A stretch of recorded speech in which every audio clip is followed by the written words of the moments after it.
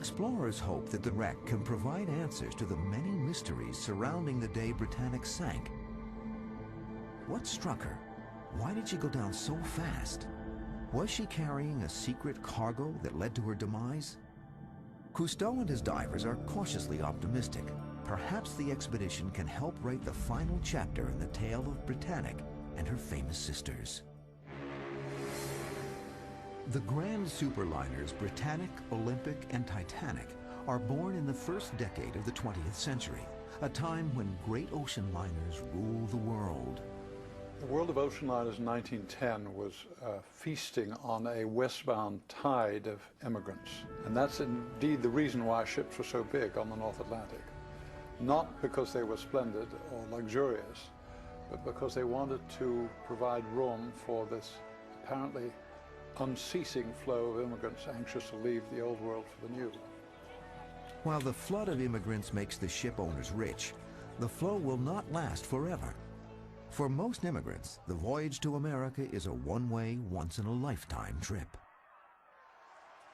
A more certain income comes from wealthy first-class passengers who make regular transatlantic crossings for both business and pleasure.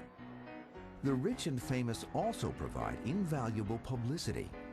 To attract these customers, ocean liner companies such as Cunard and White Star furiously compete to build bigger, faster, and more luxurious ships. The competition between the various steamship lines was intense. When Lusitania was introduced in 1907, it gave Cunard a distinct advantage over White Star because not only was she the newest, she was the largest, she had more amenities than any other ship in the world. She attracted the wealthy and the influential from both continents. Lusitania has another advantage over the competition. She is the greyhound of the seas. After her second voyage, the Lusitania claims the Blue Riband Trophy, awarded for the fastest transatlantic crossing. She makes the 3,300-mile trip in 4 days, 19 hours, and 52 minutes. White Star were really in a bit of trouble when the Lusitania and Mauretania came into service. Up until then, they'd always had the largest, most luxurious ships on the North Atlantic. All of a sudden, along come Cunard, they got the largest, the fastest, the most luxurious ships, and straight away their fleet looks rather tarnished by comparison, so they had to respond. In an attempt to break Cunard's stranglehold on the luxury market, Joseph Bruce Ismay, chairman of the rival White Star Line, and shipbuilder Lord William Peary boldly envision a new class of fantastically grand ships. The White Star Line decided that they would go one better. In terms of size and luxury, they never went for speed. The White Star Line didn't care about speed. They were quite content to leave that to Cunard. What they did care about was having extremely large ships, and at 45,000 tons, the Olympic-class ships, as they were called, were far and away the largest in the world. Even the ship's proposed names evoke images of superiority. It's never been established conclusively. No one's ever found Bruce Ismay's diary and said, aha, I conceive a great trinity of ships, Olympic, Titanic, Gigantic. But it seems reasonable to assume that Gigantic was the name that was slotted for the third of the three sisters. It comes from Greek mythology. The Olympians were the triumphant gods, the Titans were the vanished gods, and the giants were the mythological creatures that sided with the wrong side in that war and were banished as well. The first two of these ships, Olympic and Titanic, begin their lives in specially outfitted slips in the Belfast, Ireland shipyards of the Harland and Wolff Company. It is the first time that two ships of so great a size are built together. They were built side by side at the same time, which was an amazing feat considering that when large ships are built, most steamship companies farm the work out to different yards. So for Harland and Wolff to be able to build these two mammoth ships at the same time and have them on schedule was an amazing feat. The Olympic is the first of the two massive ships to be completed, launching from the Belfast shipyards on October 20th, 1910. More than 100 feet longer than her nearest rival, Olympic easily claims the title of the world's largest ship. The sheer spaciousness of these vessels really cannot be overemphasized. When you look at earlier ships, like the Lusitania and Mauretania, they're almost like play toys. Olympic and Titanic really heralded in the age of the superliner. They had extravagant space inside, which gave them facilities which had never been seen before. For instance, down at the bottom of the main staircase, there was a reception room, which was anticipated the dining room. They had a gymnasium, they had Turkish baths, they had palm courts, Parisian cafes, which did very well to attract all the influential passengers away from Cunard and give White Star the lion's share of the market. Ismay, the White Star's chairman, is ecstatic with his new ship's reception. Thousands of onlookers rush down to the docks just to look at Olympic, amazed by her size and opulence. Among the crowds, a 23-year-old stewardess named Violet Jessup fights her way to the gangplank. She is part of Olympic's hand-picked crew. I got a fresh thrill every time I went through Olympic's beautiful staterooms, with their exquisite woodwork and sumptuous silk furnishings. I have always maintained that never before or since have such materials of so perfect a quality been used to fit out any ship. Olympic's maiden voyage goes wonderfully. In New York, Ismay excitedly cables the ship's builder, Lord Peary, with a congratulatory message. Olympic is a marvel and has given unbounded satisfaction. Olympic's beauty is more than skin deep. State-of-the-art safety features, including electrically driven watertight doors, make her one of the safest ocean liners ever to set sail. The respected magazine, Shipbuilder and Marine Engineer, goes so far as to declare the Olympic-class ships practically unsinkable, a haunting designation which the White Star Line will soon come to rue. I think White Star did come to regret the term practically unsinkable, but it wasn't really their fault. In actual fact, White Star or Harland and Wolff never made any such claim. They never said it was practically unsinkable. Accidents and collisions are as old as the sea. They'll be with us forever. And there's no way that a ship can be unsinkable any more than a building can be completely fireproof. Olympic nearly learns this lesson on her 5th voyage. Sailing through the narrow channels outside Southampton, the ship is overtaken by a Royal Navy armored cruiser, HMS Hawk. As they pass, the skipper of the Hawk is horrified to find that his controls are suddenly rendered useless, and his vessel drawn uncontrollably into a collision with a mammoth ocean liner. The Olympic was blamed for the accident. Said they were going too fast in confined waters, but there had been previous accidents in Southampton between warships and liners. The warships tended to be rather dashing. They got too close to these big ships without realizing the enormous suction that draws a small ship into the side of a large one moving at speed. Hawk's bow rips through the side of the Olympic, slicing open a group of second-class cabins. Miraculously, no one is killed. The collision occurs at lunchtime, when most of the passengers are safely seated in the dining area. Both ships are crippled but manage to limp back to port for repair. The incident is quickly forgotten, until a year later when an eerily similar incident befalls Olympic's younger sister on her maiden voyage. When we continue, the accident that nearly saves Titanic from her rendezvous with an iceberg. Would that they had hit, because then the maiden voyage would have ended with a whimper in Southampton rather than a bang off Cape Race. The White Star liner Olympic receives considerable damage in her freak collision with a Navy cruiser.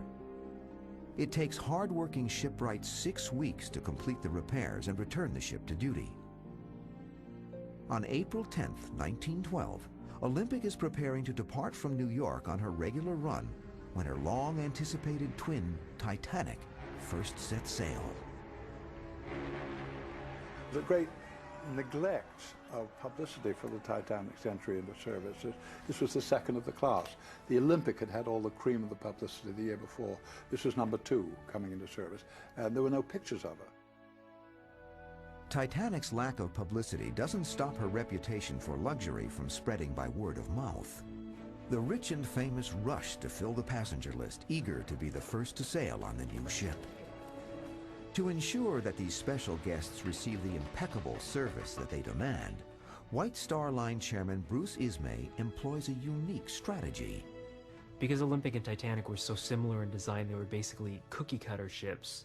When time came for Titanic to make her maiden voyage, a lot of the crew for her was transferred from Olympic to make the maiden voyage go smoother, to make the passengers happy.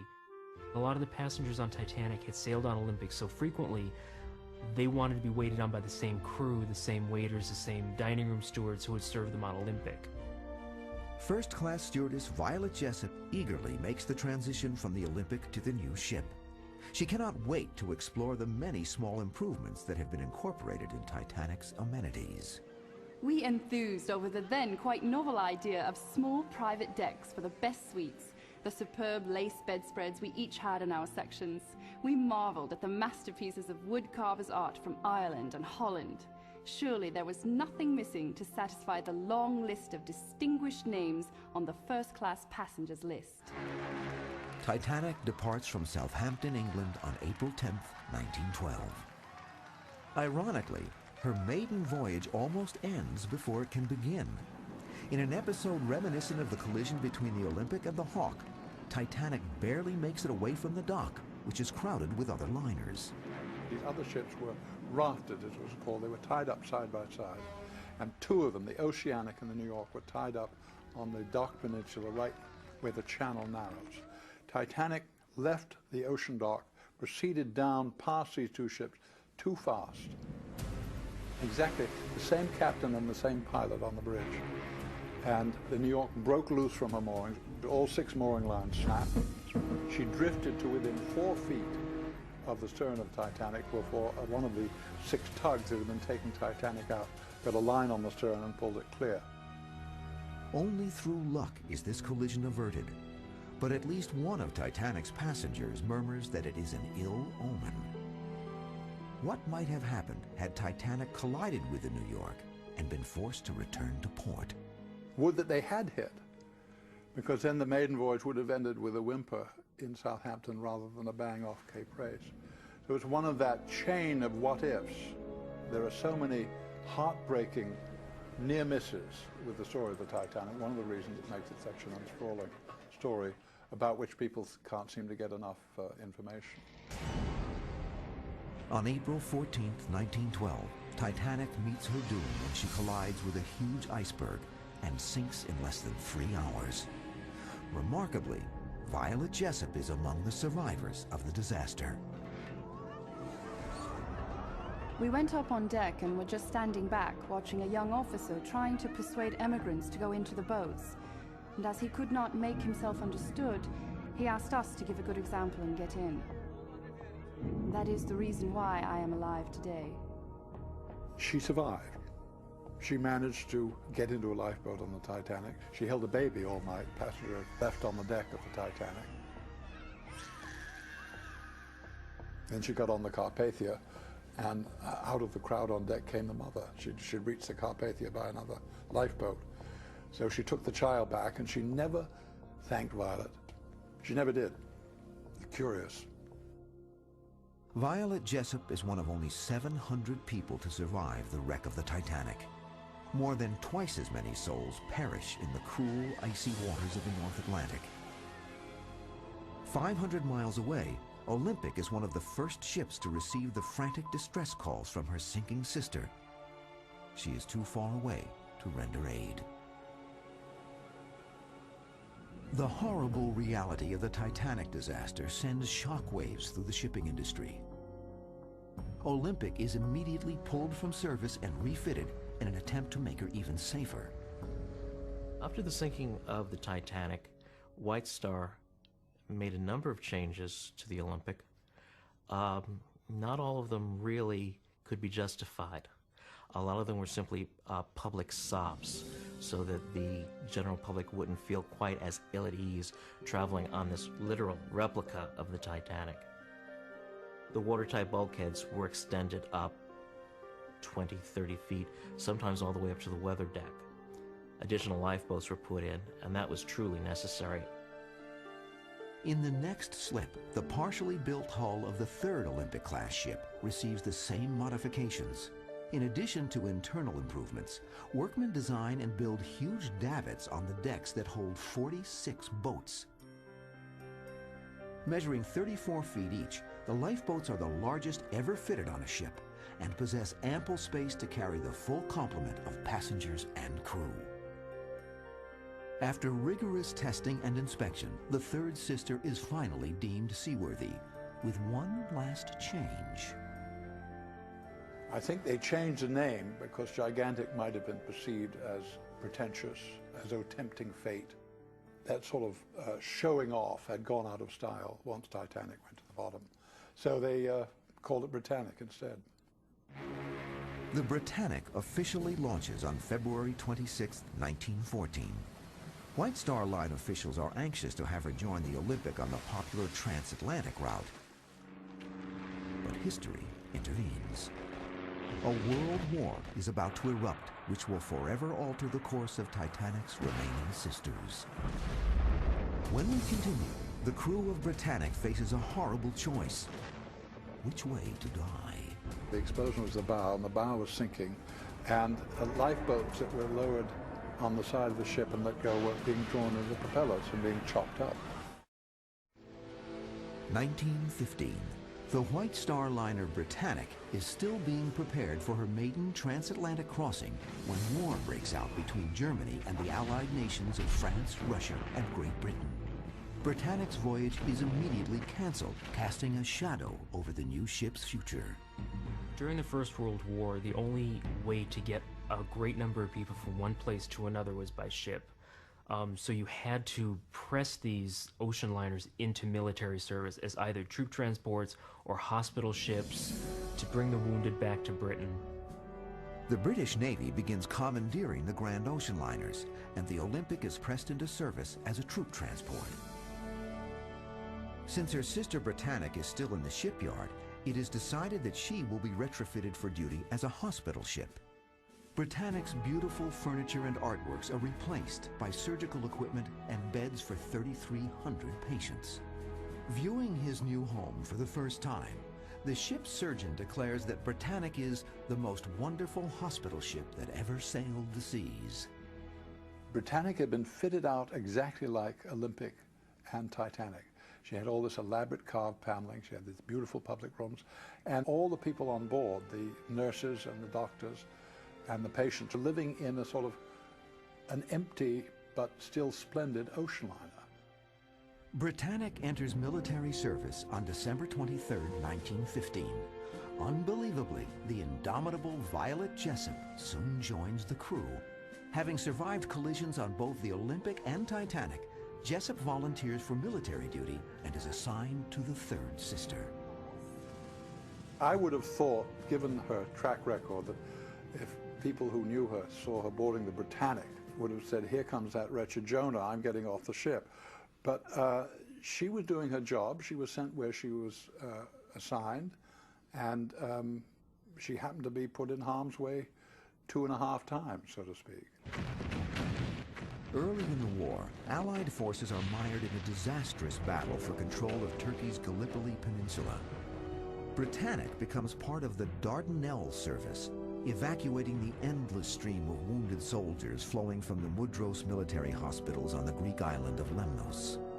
Mudros was a very central point as far as all the British fronts were concerned. It was a major point where all the wounded could be collected, and ships like the Britannic could come in, pick up survivors from one point, and then travel back home. The narrow straits of the Mediterranean present a hazardous passage. German U-boats stalk silently, ready to torpedo unsuspecting ships. Even more insidious are the mines they plant just below the surface of the water. Impossible to detect, these booby traps represent a random, deadly threat to any ship plying the waters. The only protection that a hospital ship really had against attack was its color scheme.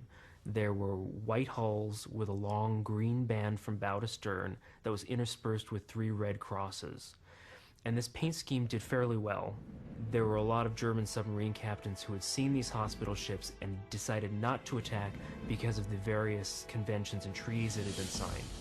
Both sides officially adhere to the rules of the Geneva Convention, which state that hospital ships are protected from attack, as long as they follow certain guidelines. Besides the medical staff for that ship, only wounded, unarmed soldiers are allowed on board, and they must exchange their uniforms for distinctive blue hospital suits. Britannic occasionally bends the rules by transporting non-combatant Army medical reinforcements to and from the front. While not a direct violation of the Geneva Convention, the action could easily be misconstrued if observed by the enemy. Regrettably, the extra passengers are witnessed in October 1916 by an Austrian citizen named Adalbert Messany, who is being expatriated from Egypt back to his homeland. Unfortunately, while Messany was on board, he claimed to have seen a number of infringements of the Geneva Convention. Troops being transferred from Britannic with packages, a couple of troops on board who claimed to be interpreters and not injured at all. And when he got back to Austria, he wasn't slow to report these possible infringements to the authorities. There were rumors that she was carrying munitions because she was entering a battlefield. There were questions about whether or not she was carrying troops on board. These rumors will take on increasing importance in light of the events that surround Britannic's next voyage. November 21st, 1916 is a clear, beautiful morning as Britannic steams through the Kea Channel en route to pick up wounded patients in Greece. Suddenly, a massive explosion shatters the placid dawn. In the galley, the impact startled Violet Jessup. Suddenly, there was a dull, deafening roar. As one man, the whole saloon rose from their seats, as men dropped what they were doing and jumped over presses with the agility of deer. This contrasted so forcibly with my recollections, not so far distant, of Titanic's night of doom. The unhurried calmness with which we then confronted the unexpected left an impression that has remained with me vividly ever since. But this was different. Violet and the rest of the crew rushed to the lifeboats. Having sighted a nearby island, Captain Bartlett attempts to beach the ship by driving her hard towards the shore, tragically unaware that 2 lifeboats have already been launched. The propellers had broken the surface, and when those lifeboats were launched, the suction generated by the still-moving propellers naturally drew them into the blades, and they were hacked to bits.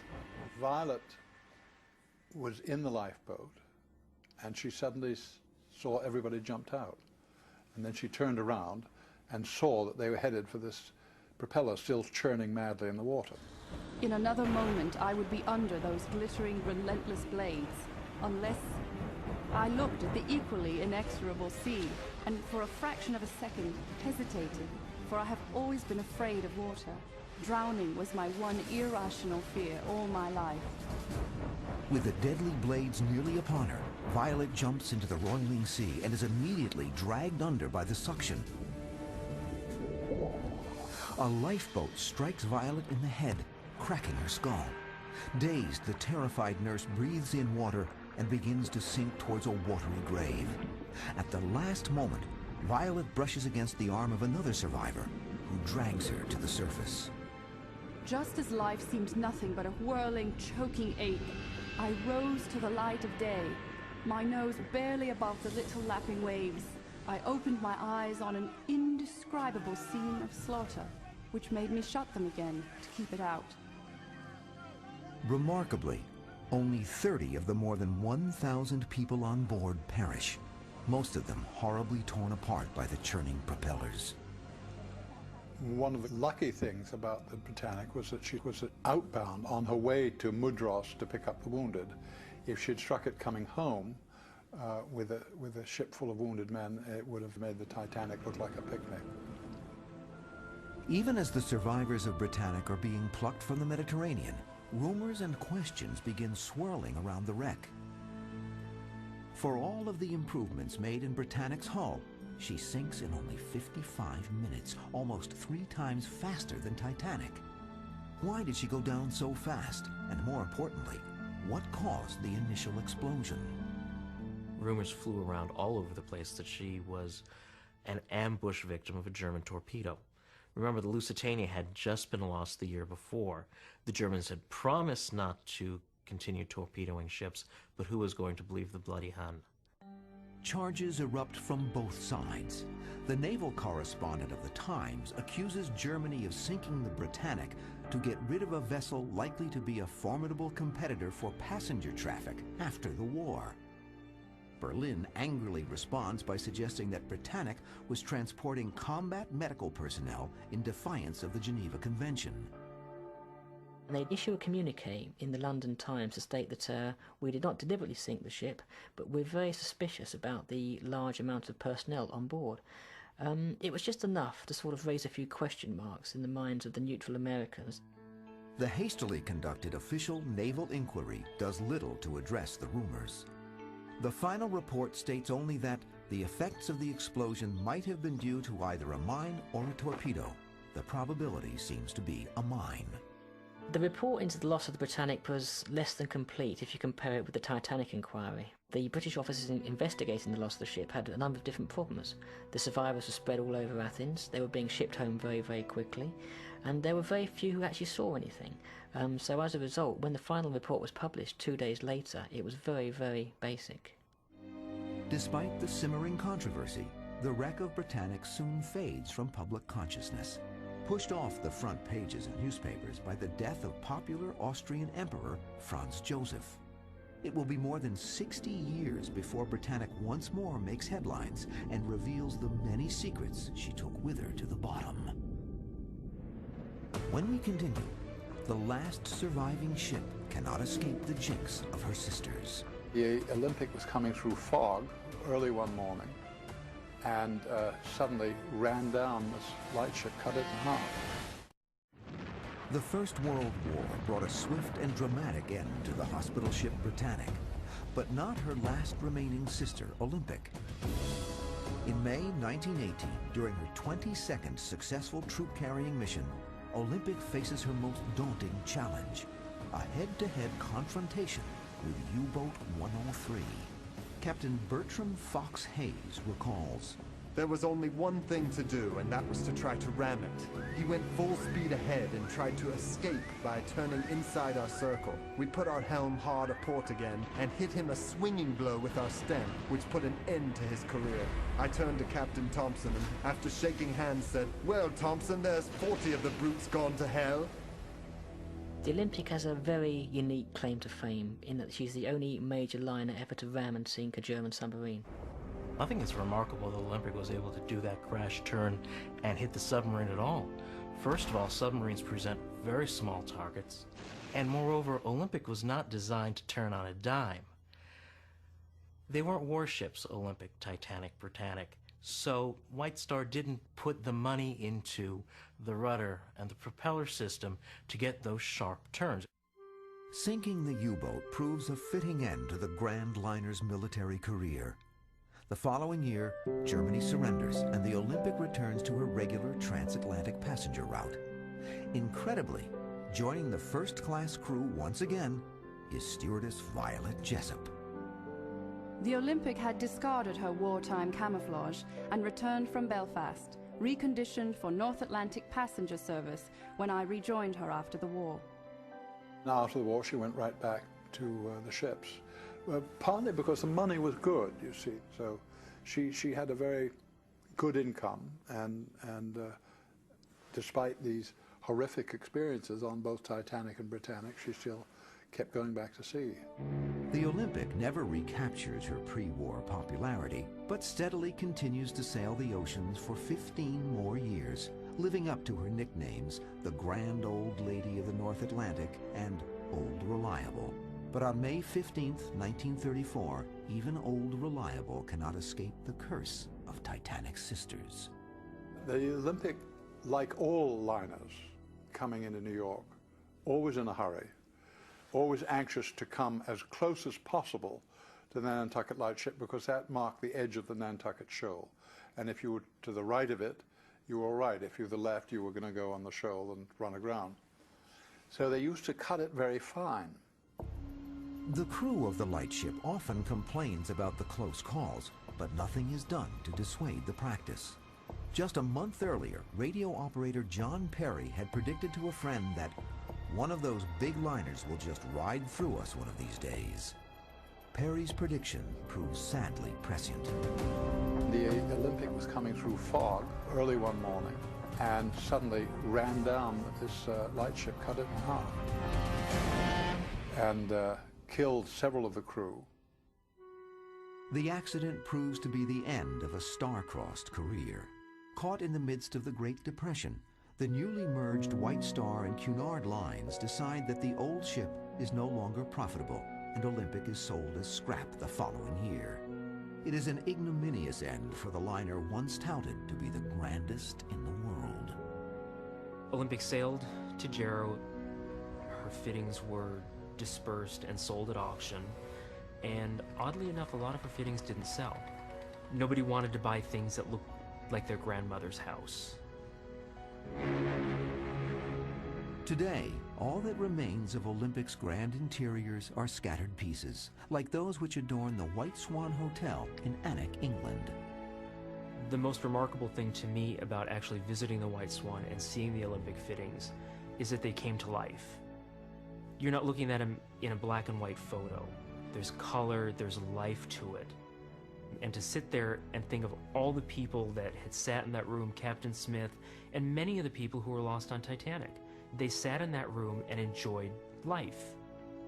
It really brought home a whole new aspect to these ships.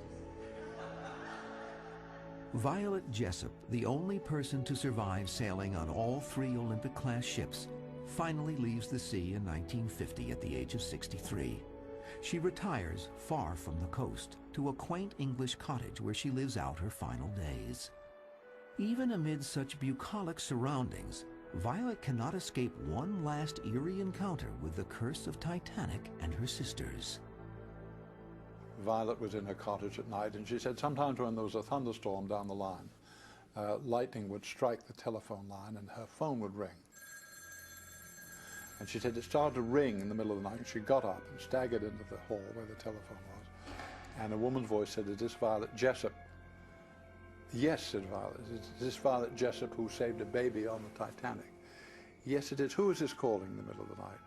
And the woman laughed and said, "I was that baby," and then hung up. Now, I said to her, "Violet, some children in the village playing a joke on you." And she said, "No, John, nobody had ever heard that story until I told it to you today. I'd never told anybody else that story." So it's one of those mysteries we'll never solve. When we return, modern explorers attempt to unlock the mysteries of Britannic 60 years after her demise. One of the divers who's actually penetrated the wreck has seen a watertight door that's not completely closed. For decades, the mysteries surrounding the sinking of Britannic continue to intrigue marine historians. In 1975, nearly 60 years after her sinking, famed oceanographer Jacques Cousteau sets out to locate the wreck of Britannic. When Cousteau went to find the wreck, he couldn't find it. It wasn't where the Admiralty said it would be.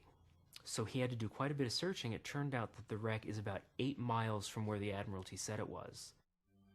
Is the misplacement of Britannic on British Admiralty charts accidental? Or could it have been done intentionally to keep something about the wreck secret? Cousteau finally locates the Britannic nearly 400 feet below the surface of the Mediterranean. He is amazed to find that the wreck lies intact on the ocean bottom. In the coming months, Cousteau's team uses the latest diving technology to explore the ghost ship. When Cousteau went down to the wreck, he immediately discovered massive damage on the port side, adjacent to the bow, right under the well deck. The extent and location of the destruction baffles some experts. It is much greater than would be expected from a single mine or torpedo, causing speculation that there must have been a second internal explosion. If so, that theory gives weight to the rumors that Britannic was smuggling illegal arms for the British. I'm prepared to discuss the possibility of an explosion if anybody can come forward with a credible explanation of what was exploding. I tend to think that what you're looking at is massive impact damage. The ship hit the bottom snub-nosed, and the steel plates simply flayed apart. And what of the accusations that Britannic was torpedoed because she was carrying illicit troops in defiance of the Geneva Convention? As for troops, well, that bubble was burst when the ship sank. They weren't in the survivors, and they certainly all didn't go down with the ship, so it seems she was pretty innocent of that accusation also. In the end, The depth of Britannic's watery grave prevents the Cousteau team from completing a thorough investigation of the wreck. They depart the site with more questions raised than answered. Because of the limitations of diving technology at the time, Cousteau was only able to spend about 5 minutes on the bottom. And for an 882-foot-long ship, you can't see much. So he didn't have the time to fully explore the wreck and see if there was anything else that could be answered. Hoping to pick up where Cousteau had left off, a team led by Dr. Robert Ballard, famed discoverer of Titanic, returns to the site in 1995 armed with a dazzling array of new technologies.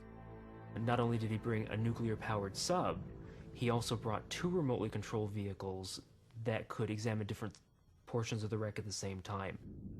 I was fortunate to be able to have 2 dives in the NR-1, the nuclear-powered sub, to go see the Britannic with my own eyes. And it was very exciting, not only to see the ship, but to see her in such a pristine state. In the crystal clear water, the team sets out to meticulously record the condition of Britannic.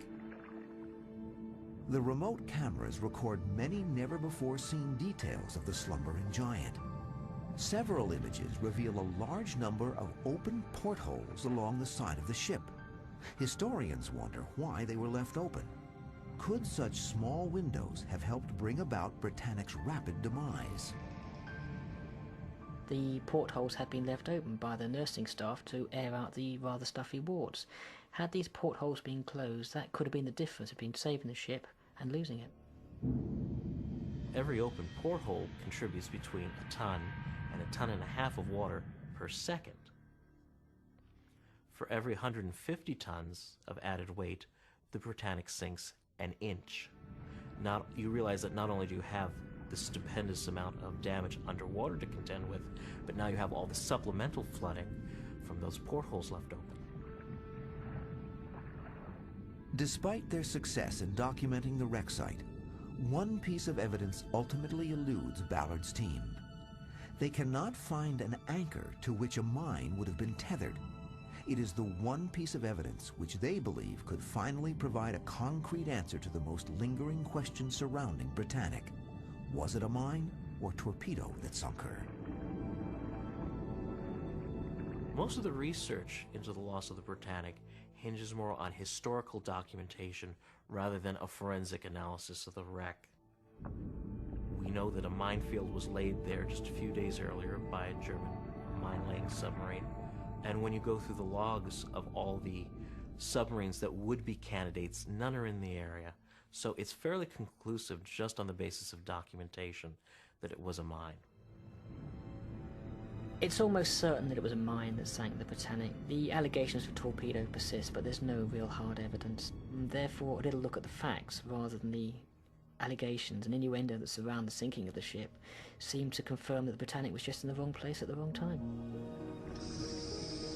In recent years, improved equipment has allowed teams to actually enter and document the wreck. With each new exploration, a few more pieces of the Britannic puzzle fall into place. One of the divers who's actually penetrated the wreck where the mine damage is has seen a watertight door that's not completely closed.